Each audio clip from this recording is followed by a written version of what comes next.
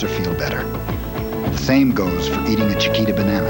It's a nutritional powerhouse with a wealth of vitamins and potassium but no fat, all of which is important for someone who sees this pool as a fountain of youth. Chiquita, quite possibly the world's perfect food. Hi, at Gateway, getting the computer you want is simple. Let's say this is your basic computer. You want lots of memory? Sure. Great speakers. Maybe more memory. No problem. A big monitor? Maybe not that big. The new Pentium 2 processor. See, we build your computer exactly how you want it. So, it ends up as individual as you are. Gateway computers feature the Intel Pentium 2 processor. Call 1-800-GATEWAY. We'll build one for you. Now, Carnation Instant Breakfast celebrates Disney's Hercules. It's in theaters everywhere. And for a limited time, you could win a vacation to the Walt Disney World Resort to see Hercules. So look for specially marked Carnation Instant Breakfast and get a healthy start packed with vitamins and minerals. You could win your family a Walt Disney World Resort vacation. And just like Hercules, you'll be everyone's hero with Carnation Instant Breakfast from Nestle. Unchain my heart, and baby, let me go. Unchain my heart, 'cause you don't love me no more. Eldorado Touring Coupe with the 300 horsepower North Star system. Unchain my heart. Isn't it time you lived without limits? Unchain my heart.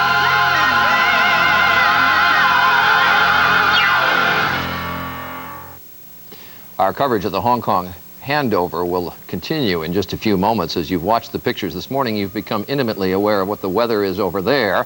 A hard rain earlier this morning, U.S. time, early evening over there, Hong Kong time, and the rain has now cleared there. But it is our duty to keep you up on U.S. weather. You care, obviously, about what things are occurring in your own neighborhood. So let's go to Sam Champion of WABC and for Spencer Christian today with the U.S. weather. Sam? Good morning, Charlie. Very few places will have a driving rain like that. It is likely in Montana and in northern Idaho that there are some heavy rains expected today. But there is also a wind advisory, though, across the western valleys of Utah. Very hot, dry weather expected in the southwest today. That wind advisory, you should see winds in those areas 25, 35 miles per hour for a good part of the day today. Rumbling thunderstorms not only around Oklahoma and Oklahoma City, but we find some scattered showers that are also moving through Ohio at this hour. An inch of hail in Erie County, Ohio, very early in the morning. Temperatures across the board, some good heat down to the southwest and pleasantly mild and comfortable all the way up the east coastline. That's the weather around the nation. Here's what you can expect this morning. Good morning, I'm Cecily Tynan. It's going to be another beautiful summer day. Right now we have partly sunny skies in Philadelphia. 72 degrees and AccuWeather says some high clouds around this afternoon, partly sunny. The afternoon high 86 degrees with low humidity. That catches you up on the U.S. weather. Let's go back to Hong Kong and Peter Jennings. Thank you very much, Charlie. We showed you a little earlier the majestic celebration of the British presence here. We now take you to the Cultural Center in Kowloon on the Kowloon side of Victoria Harbor to see the Chinese dimension of the celebration.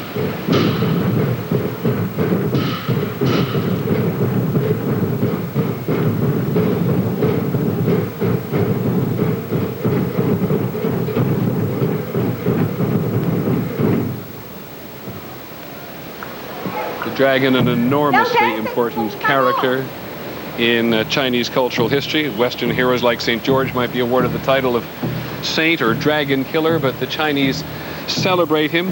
The Emperor of China sat on the dragon's throne, and through all these celebrations tonight, you'll see the dragon, who in mythical terms is really made up of all sorts of other animals. The head of a camel, the horns of a deer, the eyes of a hare, if you look closely.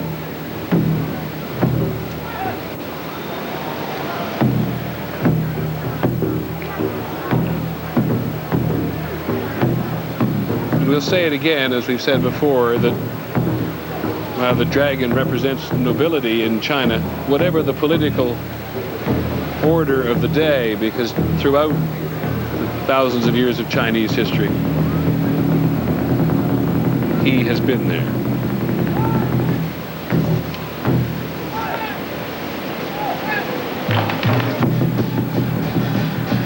Hong Kong is 98% Chinese, and as we've said once already this morning, the American community here is going to be bigger and, quite frankly, financially more important than the British community here. And you may have heard the Secretary of State, Madeleine Albright, earlier musing on the notion of the United States now being not only the most important Asian power here, but the power to which Hong Kong shall certainly look if China does not keep its word.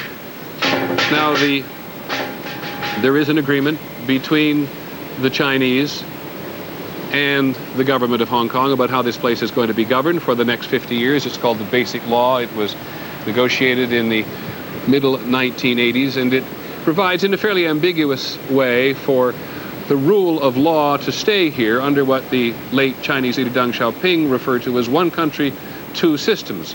For example, Hong Kong will not pay taxes to the government in Beijing. There'll be no conscription for the Chinese army in here. The judicial system, debatable perhaps, will stay in place here for the foreseeable future. But what is going to happen at midnight is the elective legislative council is going to go out of business, and a provisional legislative council is going to come into business, not elected, but appointed by a committee very largely made up, one could say loosely, by friends of Beijing, and it's caused a great deal of concern. Now, there's going to be a new chief executive here in Hong Kong who will who will replace the governor of Hong Kong. He's a man with a long familiarity with the United States. His name is Tung Chee-hwa. I'm sure you've seen him on television or read about him in the press in the last several days. But as the People's Liberation Army, almost on the dot, begins to come across the border with what was China and Hong Kong, let us tell you just a little bit about who is Tung Chee-hwa.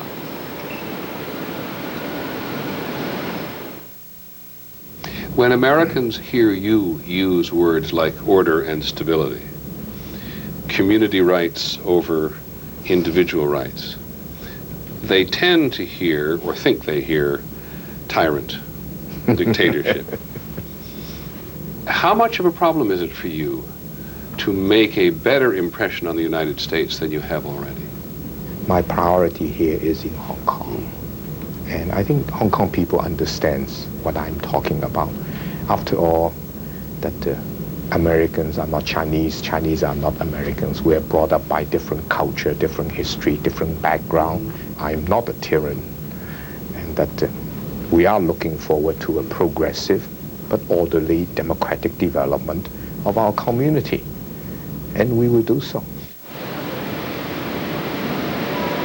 Tung Chee-hwa, who has relatives in the United States, who went to school in the United States, who was in the United States during the 1960s and was not impressed with what he regarded as the sense of disorder during the protest against the war in Vietnam. You're looking at the Lok Ma Chau border, about 45 minutes from downtown Hong Kong. And from the Chinese point of view, there is a very, very clear reason why this military presence right on the day and on the dot. This is, as several Chinese leaders have said, both on the record and off the record, or publicly and privately, this is an expression of sovereignty. This is an expression of we have arrived. The Chinese president and the Chinese premier said it earlier today that even though the Chinese military was given very, very, very careful instructions in their departure ceremony from Shenzhen on the Chinese mainland about how they would behave here, there was no question in the minds of the Chinese political leadership or in the mind of the Chinese military leadership that they were going to have their say here today and make their presence felt. And Mike Oxenberg, our great China analyst, who's with us, has made the point several times that the Chinese army is so important in Chinese life today that it is undoubtedly true that they have said to the Chinese political leadership, this is what we want to do on this day, and this is what we intend to do on this day. Now, while we're looking at this, we want to introduce you to someone else who is got an extraordinarily fine sense of Chinese history. Now, she's a journalist. Her name is Jan Wong. She's a Canadian of Chinese descent. But in 1972, as a young student, she moved from her home in Canada back to China, became one of the only 2 Westerners to enroll at Beijing University, became a living participant in the Cultural Revolution, and then went to write a great book about it, which is how I first heard about you, Ms. Wong, Red China Blues. It's nice to have you with us this morning. Tell us your thoughts about what you've been watching.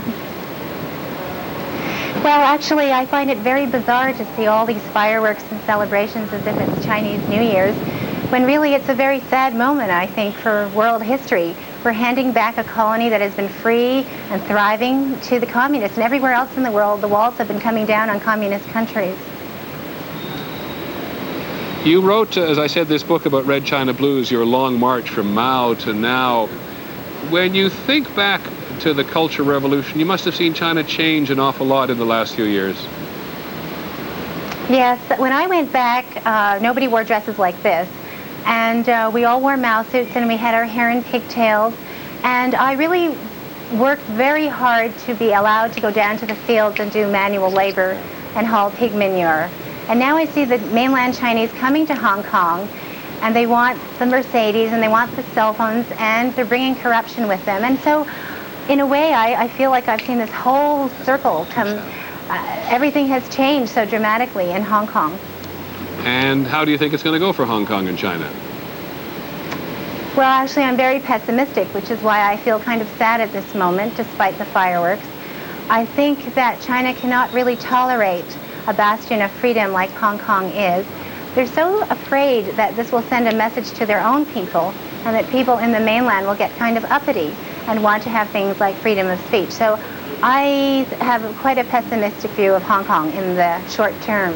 And yet, I've heard, Ms. Wong, many Chinese here say that no country has done as much for its people in the last decade as China has done for its people, even though one cannot put Tiananmen Square and the crackdown on the pro-democracy movement aside.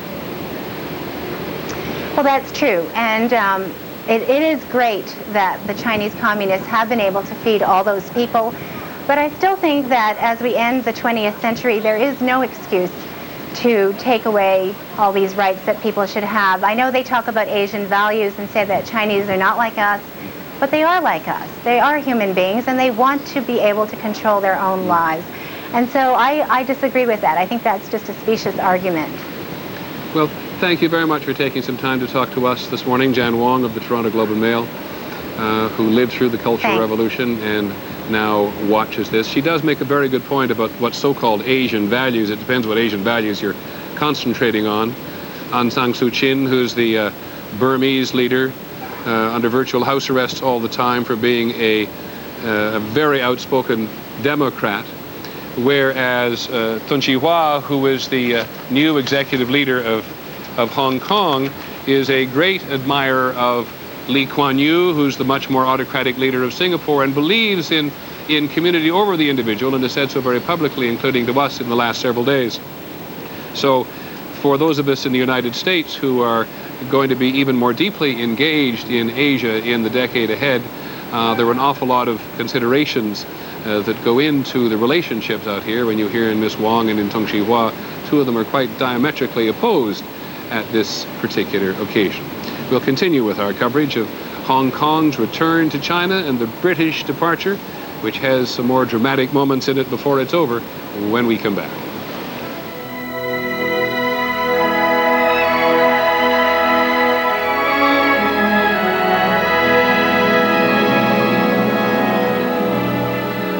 The Hong Kong Handover, a special edition of Good Morning America, will continue. Too cool. Rod Stewart! Yeah! Then Sylvester Stallone, his off-screen heartache. How is Sly's baby girl? It was, quite frankly, it was the worst time of my life. Next, Oprah. Today at 4 on 6 ABC. Hello, I'm Monica Melpass. Tomorrow on Action News, the Mummers welcome America behind the scenes as the summer Mummers get set to strut. For the latest in news, weather, and traffic, watch Action News tomorrow at 5:30 a.m. Hey, there's more to a Phillies game than just baseball. Check out the fan zone. Man, this place is awesome. Video batting challenge. Bet you the big green guy goes nuts in there.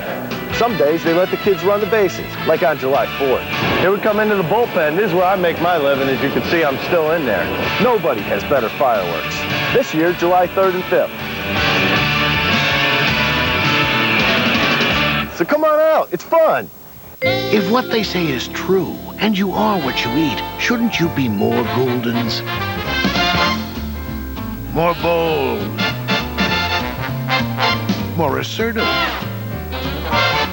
More spicy. Gutsy. Real. Make the most of every meal. Every moment, every bite. Spread more Goldens. Taste more life.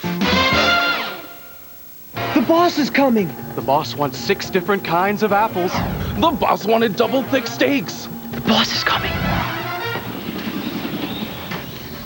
Morning, ma'am. Morning, ma'am. For great savings this 4th of July, this week Lipton Iced Tea Mix just $2.88. Turkey Hill Ice Cream or frozen yogurt $1.99. You could even win a week at the General Mills Thriftway Shop and Bag Beach House in Ocean City. Thriftway Shop and Bag. We're the owners, but you're the boss. Get ready, here comes another boss. The Hong Kong Handover, a special edition of Good Morning America. Once again, Peter Jennings. Well, welcome back to our coverage of this great day in history, a day that's important for Hong Kong, a day that's very important for China. The whole world is watching to see how the Chinese will behave, and a great celebration here in Hong Kong of the handover, however sentimental some people may feel about the British departure. Underneath all of those extraordinary fireworks was ABC's Ken Kashiwahara. Ken. Peter, the sound was so loud, I was thinking that if I didn't know this handover was a peaceful one, we'd have a problem here.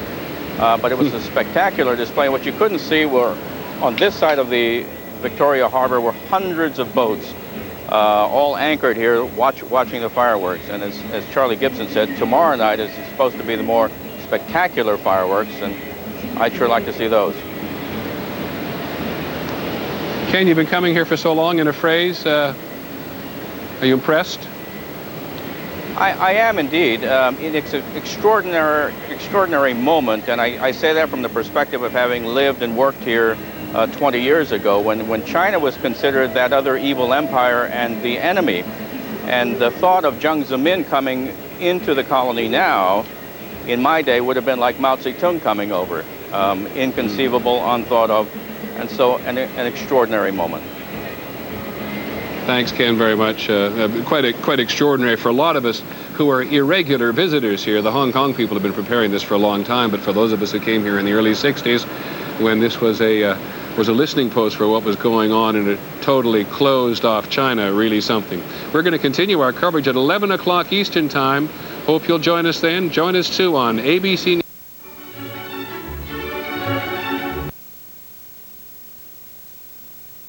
Here we go. For you. Yeah, very proud because I'm Chinese. After 3 hours, I've become a Chinese. Awesome. Yeah, I'm so proud of me. Yeah. All right. As you could probably guess, most people who live in Hong Kong, they have pride. They have a sense of nationalism. In 3 hours, the handover will be complete. The days of British colony will be finished, and the special administrative region will be what Hong Kong will be known as. May? All right, Tom Mentier, thank you. He was reporting live from the harbor area. Paul Beaver, let's bring you back. We're talking about the PLA and its image problem from the past. Is this something that might send a little chill up the spines of some people, saying that they fudged the schedule a little bit? They're really pushing here. Oh, I think if people wanted to find fault with the PLA for coming in, 14 minutes early or so, I think they would have found fault with something. I actually don't see this as being particularly significant. I mean, they're not rushing across the border as we're seeing in these pictures, May. They're orderly, advanced. The Hong Kong police are there, until midnight, are called the Royal Hong Kong Police. They're looking at what's happening. They're taking the numbers of the vehicles. It's all very orderly. This is exactly the way in which the British wanted to see it happen, the way the Chinese want to see it happen, the way the people of Hong Kong want to see it happen. And they're formed up there just on the one side of the border. We can see Hong Kong police motorcycle outriders in front of them, ready to lead them across. All they're doing is slowly going through, and almost this is a photo call. You know, I get this as an impression of a photo opportunity. And we certainly should emphasize to our viewers the fact that this is so unusual to see troops coming across the border to regain sovereignty in such a peaceful fashion. Isn't it wonderful? If only all international crises or international situations could be resolved with people doing it in buses. But it is interesting. There are still lingering doubts, of course. People are concerned about the basic law being implemented. There's something in the law called Article 14, which says that the military can only be used to defend Hong Kong from external aggression, or should the chief executive want to call them out if there's something really bad happening inside. Otherwise, the police will do the internal security just as they have under the British control. There should be no change. And quite frankly, if this is now part of China, the Chinese military should be part of the same system. So I'm not, I don't get any hair standing up on the back of my neck when I see this happening. I'm very hopeful and very optimistic. All right, well, let's go to Mike Chinoy now. Mike, the fact that the PLA are moving in, we all knew this was going to happen, and they're doing it in a very peaceful manner, but should we expect any kind of demonstrations against the PLA arriving? Well, there have been some reports that some activists may try and go out to the border in the early hours of the morning to protest, but I think one of the interesting issues here is the PLA was used in 1989 to crush peaceful demonstrations in Beijing, and that obviously is the rap against them that concerns people in Hong Kong. But it's interesting to note that tonight, here on handover night, the police more or less were able to negotiate with all the pro-democracy groups arrangements that both sides agreed on for demonstrations to be held. There's no sense of any people who wanted to protest really being denied an opportunity or a place to protest. And the Hong Kong police have insisted, number one, that they will be in charge of internal security, and number two, that their policing methods aren't going to change at the stroke of midnight. So this is a very kind of Hong Kong solution here. People are going to be allowed to protest afterwards. Another interesting point is that the Hong Kong Democrats, the most popular and largest pro-democracy political party in Hong Kong altogether, as well as the most prominent pro-democracy party, their leader, Martin Lee, has made it clear they intend to stay involved in conventional politics. They want to run in the elections that the incoming chief executive, Tung Chee-hwa, has promised for next May. They're not simply opting out, going into the streets. They want to remain part of the process, and Tung has kept up a dialogue with the Democrats over these past few months, even though some elements of the Chinese communist leadership have condemned the Democrats as subversives and counter-revolutionaries and all the rest. So the signs are there's still going to be a fair amount of openness in Hong Kong politics. There's no tradition of violent street protest here the way there is, say, in South Korea. And so it would have to get pretty bad for the PLA to be called out in any kind of internal policing role. As I was saying a few minutes ago, my sense is that the PLA is here mainly to express Chinese sovereignty, Chinese national pride, to underscore the fact that the era of colonialism and imperialism, as the Chinese see it, is coming to an end. May? All right, thank you very much, Mike. Let's go to Ralph Begleiter, who is at the border. Ralph, it seems that they have finished crossing the border. The border crossing is now complete. All of the People's Liberation Army troops, and we don't know exactly the number, but there was supposed to be about 500, have crossed through the border checkpoint. It was done absolutely silently. There was no shout. There were no commands issued. All of the vehicles stopped at the crossing point in an orderly fashion. The soldiers sat in their civilian buses or in their trucks, absolutely rigidly, silently, proceeded through the border in an orderly fashion, and are now moving into the new territories, the northern section of Hong Kong. Some of them will stay, we believe, overnight at a base about halfway between here and Hong Kong City. It's a base which the British garrison abandoned in recent weeks. We visited there just the other day. It's ready for them. The barracks are there. There have been about 100 People's Liberation Army troops there preparing the barracks for them in advance. But they're going to move in there tonight, presumably make preparations for tomorrow morning. In a few hours, we'll see a much larger movement of troops into Hong Kong from China through several border crossing points. There'll be a handful of helicopters that will fly south from Shenzhen, the Chinese city just across the border here at the crossing point, fly south to that same air base.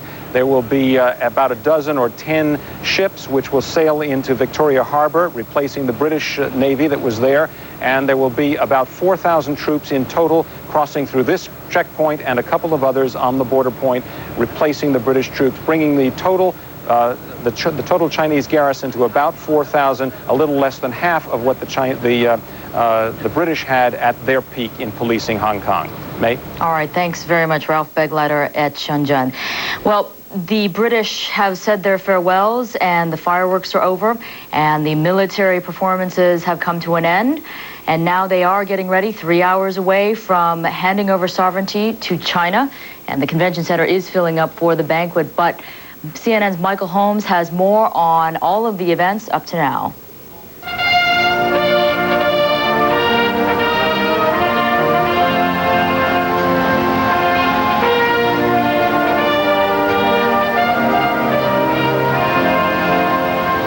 The flag came down for the last time as the sun slowly set on this corner of the British Empire. Some British officials joked that they brought in London-style weather for Hong Kong's last day as a colony. Hong Kong Governor Chris Patten bid a wistful farewell at a waterfront ceremony as thousands of people watched from beneath the blanket of umbrellas. Patten remembered a century and a half of British rule and looked towards a Chinese future. This is a Chinese city, a very Chinese city with British characteristics. No dependent territory has been left more prosperous. I have no doubt that with people here holding on to these values which they cherish, Hong Kong's star will continue to climb. The long goodbye also featured pageantry and music, military bands. Once again, East met West in traditional British and traditional Chinese song and dance.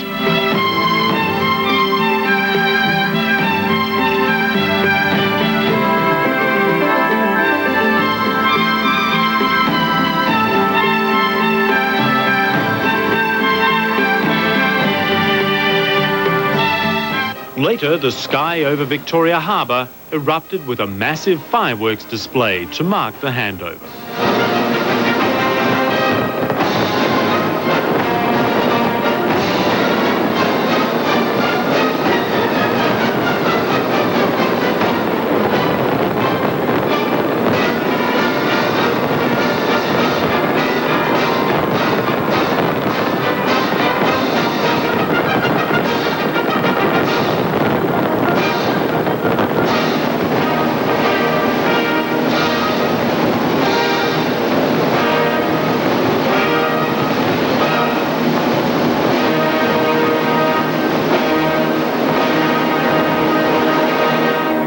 Governor Patten said goodbye earlier on a much smaller scale. He departed for the final time from his official residence, Government House.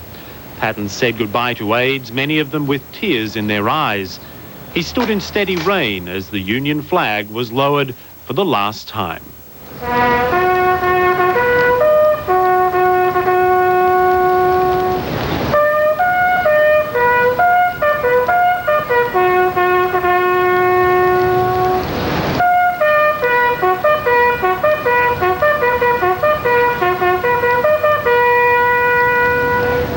Chinese President Jiang Zemin arrived on Hong Kong soil to receive Hong Kong back from the British. He is now the first communist Chinese president ever to visit the territory. On the military side, British ships moved out of Hong Kong harbour, but the real spotlight was fixed on the waterfront ceremony, a chapter closing in Hong Kong history.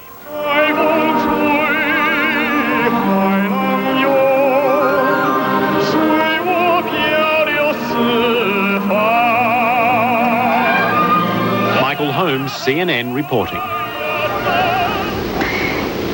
And the celebrations are beginning with only less than 3 hours away of the handover of power from Britain to China here in Hong Kong. And in Tiananmen Square, they are beginning the celebrations all night long. Thousands of people are planning on convening at the square to celebrate the big moment when the clock strikes midnight.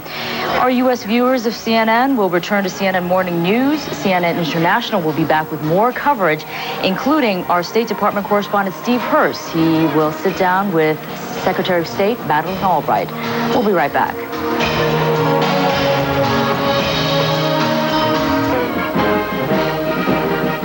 Just 3 hours away until history reverses itself in Hong Kong. You'll see it happen live this morning on CNN.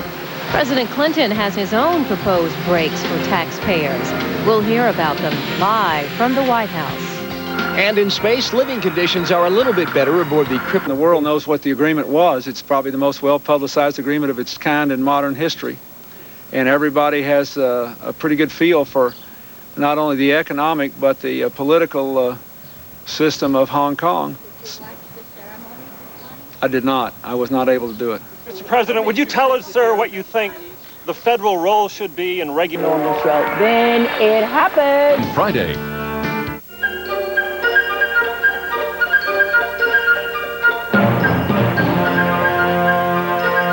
This is an ABC News special report. The Hong Kong handover. Now reporting live from Hong Kong, Peter Jennings. Good morning and welcome to Hong Kong. You can see the time where you are, of course. It is 11 o'clock in the evening in Hong Kong, and those misty clouds continue to hang over this, the most celebrated harbor in all of Asia. It's a magical place. Victoria Harbor, the British call it. They came here first when Hong Kong was a nothing piece of property. But they wanted a place from which to trade with China, which is over there on the other side of the harbor, beyond the hills. And they won it from the Chinese in not one but two wars. And now, after 156 years, China is being returned as the legion power, as the dominant power, as the sovereign power, ending what the Chinese have said repeatedly to us and to so many others, 156 years of shame and humiliation. Welcome. This is a day which has tremendous implications for all of us, whether we're Hong Kongers or British or Chinese or American. Thank you for joining us. What this means for Hong Kong, 13th largest trading partner of the United States. What this means for China, one of the top 3 economic powers in the world, and along with the United States, the other great Pacific power certainly going into the United States.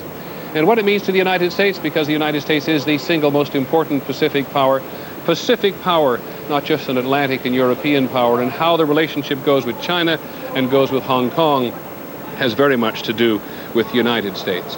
If you have not seen any of this earlier today, you're never going to see it again.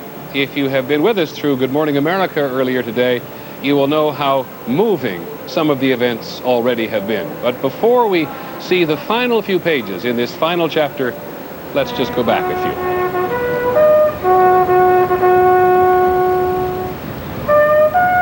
Government House, the last British governor, Chris Patten, watches the Union Jack, the Union flag, come down.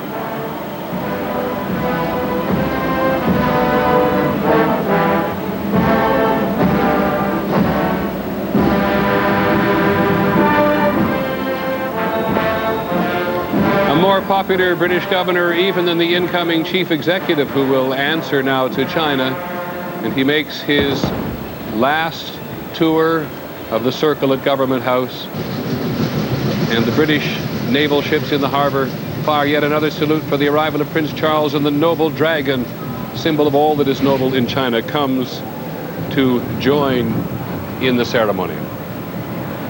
Here's what Prince Charles said for his final comments. Britain is both proud and privileged to have been involved with this success story. Proud of the rights and freedoms which Hong Kong people enjoy. Privileged to have been associated with the prodigiously talented and resourceful people of Hong Kong who have built upon that foundation. And as the Union Jack comes down and Prince Charles makes one of 2 speeches this evening on the parade ground, the lone piper plays. It has been a torrential rain on everybody for much of the evening, but it has not dampened the enthusiasm of those who are so happy to be rejoined with China, nor did it dampen any of the majesty and nobility of the British departure. The British do know how to say goodbye.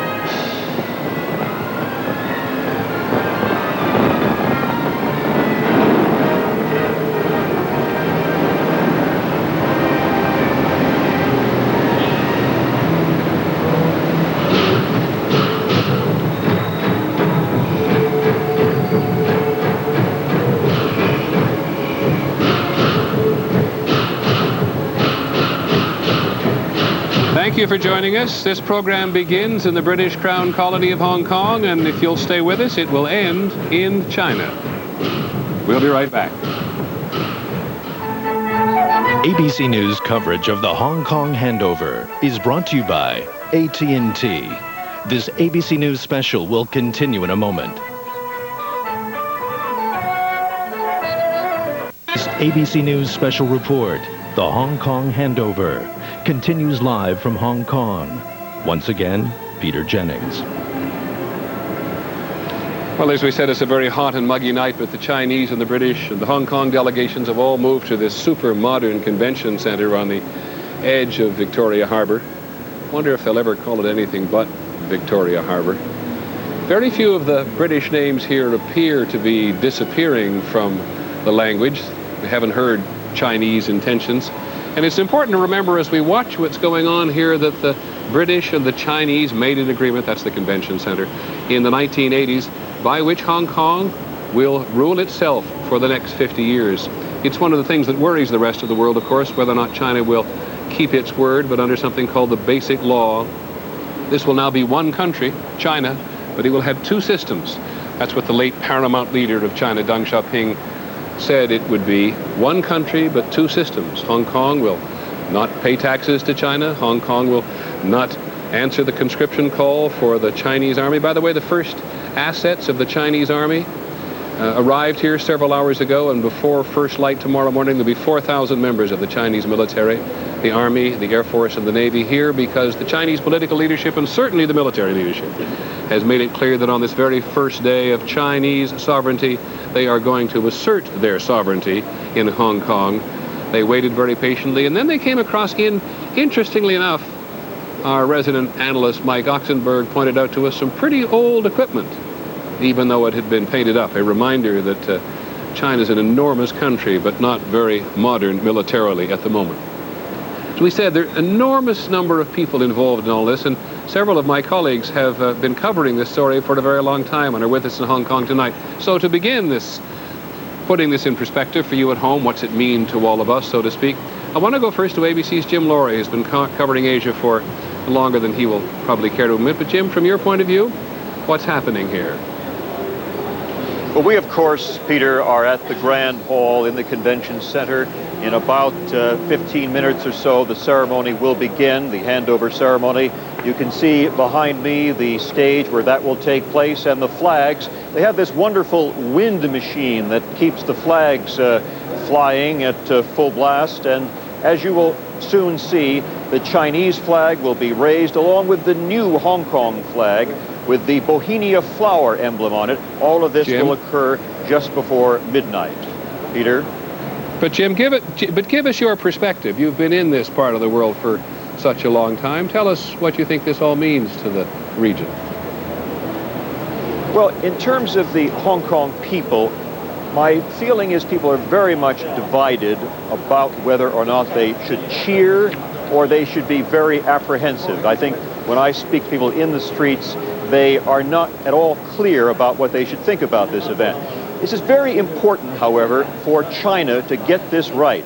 As we've all seen, and I was at Tiananmen Square in 1989, the Chinese got it wrong then. They scared Hong Kong people, they scared their own people, they lost credibility in the rest of the world. They have not ever apologized for those events of 1989. Now, in this agreement, which if they live up to it, they have the chance to restore their credibility.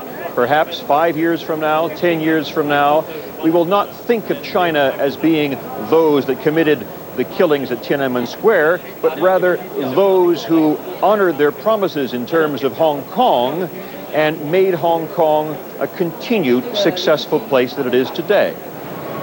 Jim, thanks very much. We'll come back to you a little later in the program. Ken Kashiwahara is with us. He's been beneath astonishing fireworks display here.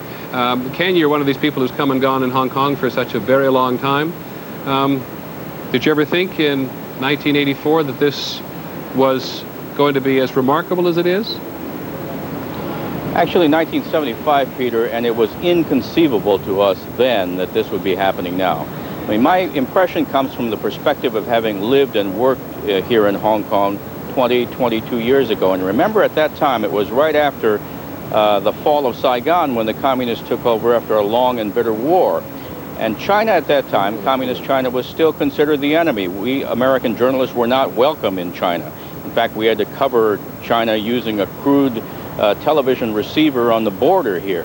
Mao was still in charge. The bamboo curtain was intact. And so to come to this moment today and to see the PLA here, the People's Liberation Army, to see Jiang Zemin in this colony at this moment, I think is quite extraordinary.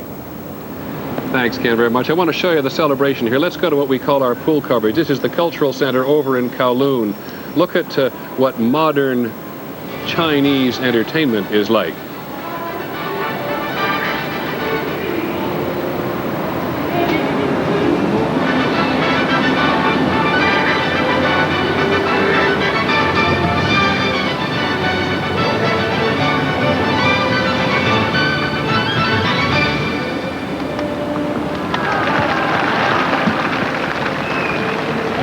Vibrant musical and film industry here in Hong Kong, and there you see just a little bit of it. Now let's go to Beijing itself, because the mainland has taken, or Chinese mainland, which will soon be all part of China, has taken this even more serious than they have here in Hong Kong. The nationalism has been inspired by the government, but Deborah Wong is there in Beijing overlooking Tiananmen Square for us. Deborah, bring us up to date on the evening. Well, the big event is now underway. This is the event that most of China will be watching. We're here on Tiananmen Square. There are 100,000 invited guests here, and behind me you can see the songs being sung, patriotic songs, and above them the countdown clock that will count down the seconds until the resumption of Chinese sovereignty over Hong Kong. In about half an hour, the attention will switch to the big TV screens that are all around Tiananmen Square, and people will actually watch what's happening in Hong Kong and count down with their compatriots in Hong Kong the end of British rule and the beginning of Chinese rule. And there's a lot of excitement here, and I think that will be a very proud moment for these people here. Peter? Okay, thanks, Deborah. We'll come back to you. Interesting thing about the connection between China itself and Hong Kong, or China and Chinese Hong Kong soon to be, is that the people from China will not be able to flood in here. The Chinese have made a lot of concessions to Hong Kong. There'll be no Chinese law here. They will not pay mainland taxes. There'll be no influx of people. Hong Kong people are going to be ruling Hong Kong. And I don't know anybody at ABC News who knows Hong Kong better than ABC's Ted Koppel, who served out here quite some years ago. Ted has joined us today from Washington to watch. Ted, your thoughts? Well, it's hard to know where to begin, Peter. You were saying a moment ago that the British are so very good at this kind of thing. They should be. They've had more experience at handing back colonies during this century than any other country in the world. The first time that my family and I were in Hong Kong was 30 years ago, back in 1967. And I remember that the Chinese back then demonstrated in the most graphic way that they could take Hong Kong anytime they wanted it. It wasn't a matter of having to wait for the lease to expire. All they had to do was shut off the water, which they did during the summer of 1967 briefly. And Hong Kong just didn't have enough water to sustain itself, or for that matter, enough food. All of it has been coming across from the mainland for many, many years anyway. And there was even some talk in 1967 of the British going to the Chinese and saying, do you want it back now? Do you want to take it early? At that time, the Chinese said no. And now, of course, after these 30 years, it's being done in about as classy a fashion on both sides as I guess it can be. You were talking about water. I remember coming, I think, to call on you or somebody else in those days. And American diplomats were so sensitive about the strategic tension between the U.S. and China that they would only drink their whiskey straight without water because the water came from the Chinese mainland. Well, 50% of it still does. I remember when we first moved in there, we went to one of the Chinese communist stores, and of course back in '67, that was one of the only visible manifestations of communist China in Hong Kong. And I remember we had bought a whole bunch of cutlery, and we came out, and I got a real tongue lashing from some American who saw me coming out of the store carrying. He didn't know what we had purchased, but he just thought it was a terribly unpatriotic thing. And as I think back on it, maybe it was at that time. Because the United States and China, just think how far the United States and China have come in those 30 years. I mean, 5 years after that, Richard Nixon would be making his first trip into China. And if you've got a moment, Peter, I was thinking just a second ago as I was watching Deborah Wong in Tiananmen Square. There are going to be about 100,000 people there today. They're all there by invitation. And years ago, I was doing a story over at the CIA, and one of the CIA photo analysts told me, he said, you were in China, weren't you, with Nixon back in '72? And as we were looking at the crowds there, one of the things that struck us on the ground was that none of the Chinese were paying the least bit of attention to the Nixon motorcade that was coming through Tiananmen Square in the heart of Beijing. And this photo analyst told me that they had satellites and satellite photography going at the time, and they saw that what was happening was that it was a constantly moving crowd which would go around the back of one set of buildings and then come around the front again, and they were constantly rotating the same 5,000 or 6,000 totally reliable people in and out of Tiananmen Square. No one who was not supposed to be there was there on that occasion, and just to see how far we have not come in some respects, no one who's not supposed to be there is going to be among those 100,000 in Tiananmen Square tonight. Well, Ted, I hope you'll stay with us for the duration, because it'll be quite moving and, as you point out, strategically enormously important.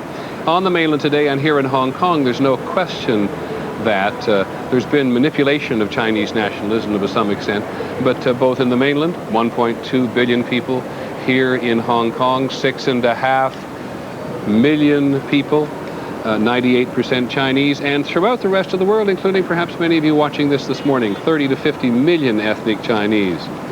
And as everybody will want to point out today, in this quite astonishingly progressive place, which they hope will stay that way, this is where the sort of future of Asian relationships will in many ways be tested. That yellow poster you, by the way, see there on one of the sides of the buildings here, is what's going to be the new symbol of Hong Kong. It's called a bauhinia. It's an orchid. Actually, it's a sterile orchid. I'm not sure what that says about things.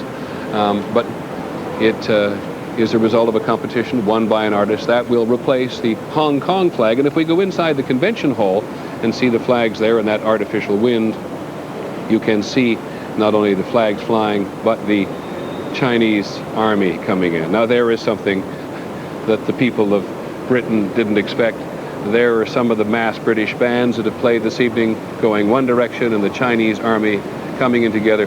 Very strange for those of us who live so far away, but in fact, they've done this very carefully here, so that this has been balanced between, that's the current Hong Kong flag on the right there beside the Union Jack. They've balanced this very carefully between a British experience and a Chinese experience. And there are people in Hong Kong who will certainly miss the British. Their loyalty has been more certainly to the country of China than it has been to the Communist Party. And there is, in the last several days, we pick up a certain sentimentality about the British administration here, though it is equally true to say that many more Chinese have felt this sense of humiliation of having been ruled by colonizers for 156 years. What you're looking at inside the convention center tonight is a large gathering of the well-placed and the well-heeled. The Prince of Wales, Charles, will speak later, so will the Chinese leader, Jiang Zemin. And this, as Deborah Wong said, will be beamed throughout China as it is being beamed throughout the world.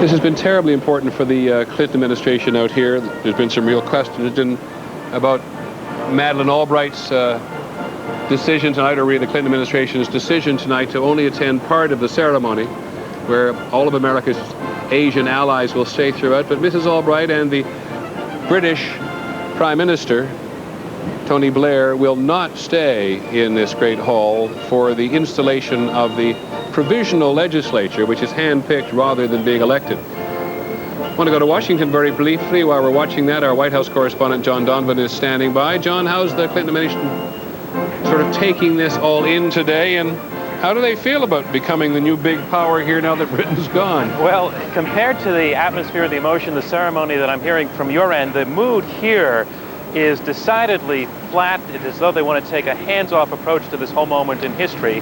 The president did speak today briefly about the situation, but all he really wanted to say was not to prejudge what the Chinese do in Hong Kong.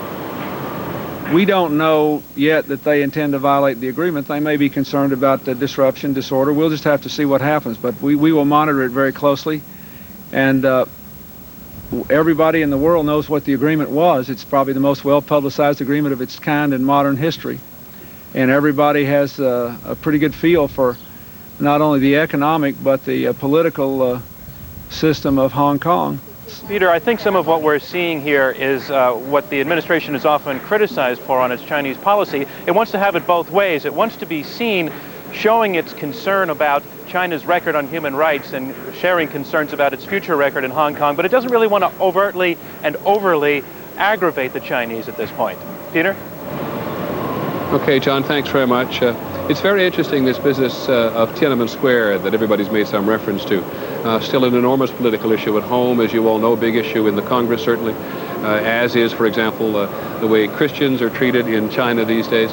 And while Tiananmen Square was an enormous shock to the people of Hong Kong, and is very often cited here as the reason there is concern about Chinese behavior when they take over here in about an hour from now. Yes, but no, actually less, 40 minutes from now.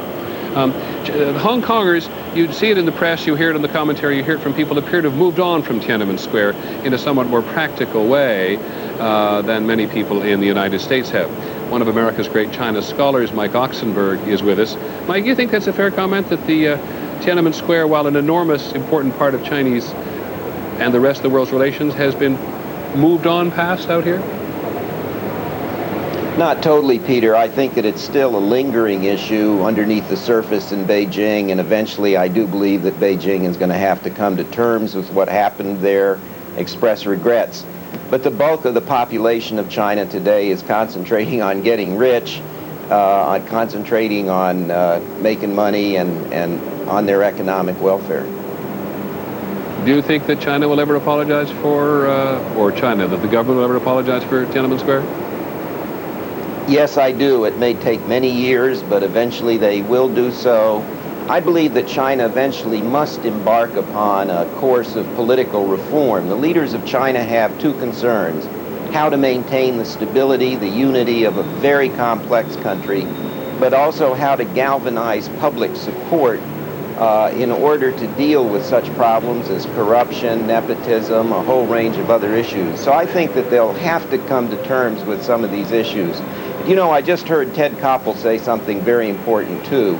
We must remember that despite the many economic advances in China, despite some of the political changes, China remains an authoritarian regime, a dictatorship. And to me, what is so striking about today is not just the effect that China is going to have on Hong Kong, the big question mark, will it adhere to one country, two systems, but what is the effect of Hong Kong going to be on China? And I think the issue of political reform, coming to terms with the past, the bitter past of Tiananmen, is related to this issue. I think that the effect of today, the effect of Hong Kong becoming part of China, is going to be enormous. Hong Kong is going to influence the path of China, I dare say, at least as much as China's influence on Hong Kong. Well, that's very interesting for a country of 6.5 million people to have such influence on a country with 1.2 billion people. We'll see. And our coverage will continue. About 35 minutes left until this becomes China. We'll be right back. ABC News coverage will continue after this message and a word from our ABC stations. Hong Kong Handover continues live from Hong Kong. Once again, Peter Jennings. In about 30 minutes, it will be China. It is still the British Crown colony of Hong Kong, but you can see some of the buildings around town have broken out in great neon patriotic expressions of what this means to large portions of the Chinese community here. Not everybody in Hong Kong. There's some very determined Hong Kong Chinese Democrats who do not trust the Chinese government in Beijing as far as they can throw them, who are going to be replaced in the provisional legislature tonight, elected officials by people who they actually defeated but are deemed to be more palatable to Hong Kong. The governor of Hong Kong is going to be replaced by a chief executive, Tung Chee-hwa, with a lot of experience in the United States, a multi-million-dollar businessman here with very extensive contacts with the government in Beijing, but a man who says he'd rather be seen as Hong Kong's man in Beijing than Beijing's lackey, as he's been portrayed by some people in the United States.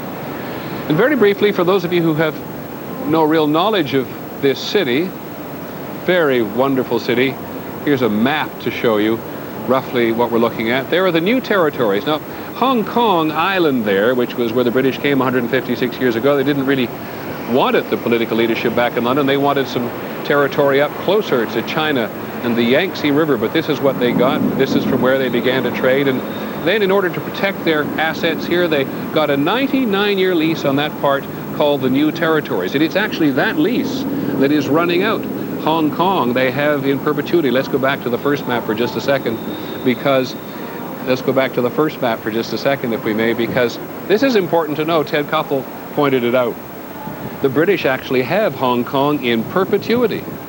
But because they only had the New Territories for 99 years, and because all of the water comes from there on the mainland, this little place, Hong Kong, 435 square miles, all of that put together is completely vulnerable. And in the mid-1980s, when the then British Prime Minister, Mrs. Thatcher, went and raised the issue of the British perhaps having another 50-year lease, the Chinese political leadership of the day said, "You've got to be kidding." As I said, there's a worldwide population of ethnic Chinese, 30 to 50 million, many of whom live in the United States and Canada. So let's check in and see how they're reacting to all this, and go first to Chinatown in downtown New York City, and Bill Ritter. Bill? Good afternoon, Peter. Chinatown in New York has broken out with emotion and celebration. Just a few minutes ago, they raised that Chinese flag after symbolically raising and then lowering the British flag. There is music and a parade about to begin. There has been magicians going up and down. You can't help but draw the comparison, Peter, to New York's Times Square on New Year's Eve. With about a half hour to go, people were ready for the ball to come down on British rule here. The most important thing, I think the biggest story here, Peter, is that a few years ago there might not have been a celebration here at all. There would have been protests. People here were vehemently anti-communist. The passions have died down, I think, as younger generations have grown up and become Americanized. Peter, back to you. Thank you, Bill, very much. And what an interesting point you make. And look at there in New York City. There is the first Chinese flag to be raised beside the new flag of Hong Kong, the 5 stars of China, and the Bohemia, or the orchid, of the new Hong Kong flag. Well, it's maybe not quite as lively in Hollywood Park in California today, but ABC's Carol Lynn is there, so let's check in with her. Carol. Hello, Peter. You're absolutely right. It is not quite as lively here. We're in a banquet hall where we're expecting about 2,000 Chinese people from the local Chinese community. They are very cautious to say that they are here not to celebrate, but to witness history as it unfolds, and the mood is indeed very subdued here. I dare say that most of the people in this room have relatives in Hong Kong and mainland China. They tell us that they are facing this transition with mixed emotions, but also with a great hope of economic opportunity, not only for themselves here. Many of the people here have business interests in mainland China, but also hope for economic opportunity for their relatives in mainland China. There's double-digit growth going on there. Trade is expanding here in California. It doubled with mainland China in the last year. People are looking at making more investments in mainland China and hoping for the best, not only for their families here, but also for their families overseas. Thanks very much, Carol. It is sometimes said, as you point out, that the lucky people in Hong Kong are what they call the astronauts, or sometimes their children are called the parachute children. Those are people who are Hong Kong residents, but also have that safe passport, whether it be in the United States or be in Canada. One of the really not emerging, it's been there for a long time, but the burgeoning Chinese communities in North America is in Vancouver, where a lot of people live as a first home, but a lot of people also live as a second home. And ABC's Bill Rediker is there this morning. Bill. Peter, more Hong Kong Chinese have come to the city of Vancouver than any other city in the world, especially following the incident in Tiananmen Square in 1989. And what they have built, you can see behind me, is a skyline that is not unlike that of Hong Kong itself. And that's primarily due to the fact that Li Ka-shing, who is one of the big taipans, or both billionaires from Hong Kong, bought this property behind me and then developed it. It's the old World's Fair Expo site in '86. He bought it in 1988, developed it. It's worth $2.2 billion now. Li has also invested in property in the mainland of China, as have other Hong Kong Chinese who are here in Vancouver. Bearing in mind, of course, they've got a foot in one continent and another foot in the other, and they always have the freedom to come back if something should go wrong. Many thanks, Bill Rediker, who is in Vancouver, and Carol Lynn in Los Angeles, and Bill Ritter in New York, three of the important Chinese communities in our lives. We were in China over the weekend and kept running into people from those various places who had come back to seek their fortune in the new dynamic economy of China. 25 minutes to go before Hong Kong is handed back to the Chinese. I hope you'll stay with us. Prince Charles is going to talk. We're going to have some fabulous music, both Western and Chinese, and then we shall witness, and as I said earlier, we'll never witness it again, these two flags coming down. Whoever thought you'd see the Chinese People's Liberation Army playing in Hong Kong. We'll be right back.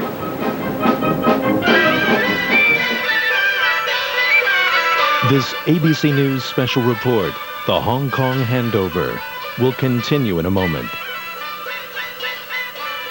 The Hong Kong handover. Once again, Peter Jennings live from Hong Kong. Well, it may be a little glib to say it, but it's band night at the convention center here in Hong Kong. You saw the Chinese army as we left. Here's the British Army.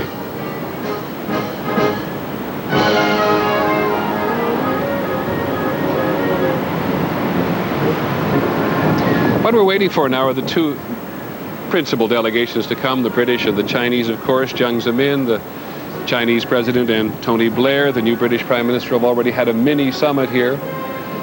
This is where it becomes so interesting for the United States, because Britain is a small, sorry to say, and not very powerful country in the world anymore. That would once rule 800 million people, and when the British leave, the United States becomes even more important in this part of the world than it is already. And here's the British delegation now riding. Robin Cook, the new British Foreign Minister, Prince Charles, in civvies at the moment there, perhaps because his uniform is soaking wet.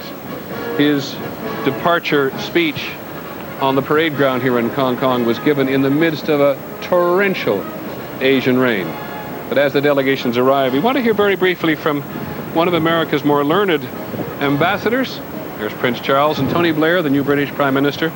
We're joined this morning also by James Lilly, who was ambassador in China in the Bush administration. Mr. Lilly, give us your impressions of the day, if you would. Well, I think it shows me the British can leave and give up sovereignty with dignity and pride. I hope people all watch that very carefully. But I also think... It's a great pleasure to have... Well, let me just add one thing. I just like to say that the American...